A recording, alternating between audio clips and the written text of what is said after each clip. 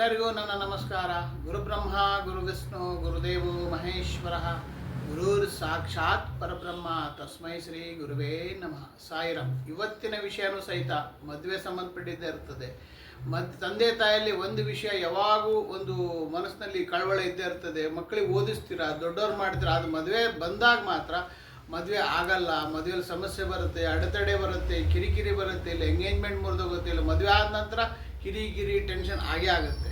ಅದು ಎದಕ್ಕಂದ್ರೆ, ಯಾಕಂದ್ರೆ ಹುಡುಗನ ಇಲ್ಲ ಹುಡುಗಿಯ ಜಾತಕದಲ್ಲಿ ಲಗ್ನ ಕುಂಡ್ಲಿಯಿಂದ ನೋಡಿದಾಗ ಮಂಗಳ ದೋಷ ಬಂದಾಗ, ಪಂಚಮ ಶನಿ ಬಂದಾಗ, ಪಂಚಮ ಶನಿ ದೋಷವಿದ್ದಾಗ, ಆಮೇಲೆ ಸಪ್ತಮ ಸ್ಥಾನಕ್ಕೆ ಅಧಿಪತಿ ಅಸ್ತವಾದಾಗ, ಅಲ್ಲಿ ಸಪ್ತಮ ಸ್ಥಾನದ ನೀಚ ಗ್ರಹಗಳು ಪಾಪಿ ಗ್ರಹಗಳು ಕುಂತಾಗ ಮತ್ತು ಬಾಧಕವಾದಾಗ ಇವು ಸಮಸ್ಯೆಗಳೇ ಬರ್ತದೆ. ಆದರೆ ತಂದೆ ತಾಯಿ ನೀವು ಮಾಡೋದು ಒಂದೇ ತಪ್ಪು. ಯಾಕಂದರೆ ಮದುವೆಗಿಂತ ಮುಂಚೆ ನೀವು ಜಾತಕ ತೋರಿಸಲ್ಲ. ಯಾಕಂದರೆ ಮದುವೆ ಆದ ನಂತರ ನನ್ನ ಮಕ್ಕಳು, ನನ್ನ ಮಗ ಹೆಂಗಿರ್ತಾನೆ, ನನ್ನ ಸೊಸೆ ಹೆಂಗೆ ಬರ್ತಾಳೆ, ನನ್ನ ಸೊಸೆ ಹೆಂಗೆ ಬರ್ತಾಳೆ ಅಂತ ನೀವು ವಿಚಾರ ಮಾಡೋದೇ ಇಲ್ಲ. ಅದು ಮದುವೆ ಆದ ನಂತರ ವಿಚಾರ ಮಾಡ್ತೀರಾ. ಮದುವೆ ಆದಮೇಲೆ ಅದಕ್ಕೆ ಭಾಳ ದೊಡ್ಡ ಸಮಸ್ಯೆ ಆಗಿಬಿಟ್ಟಿರ್ತದೆ.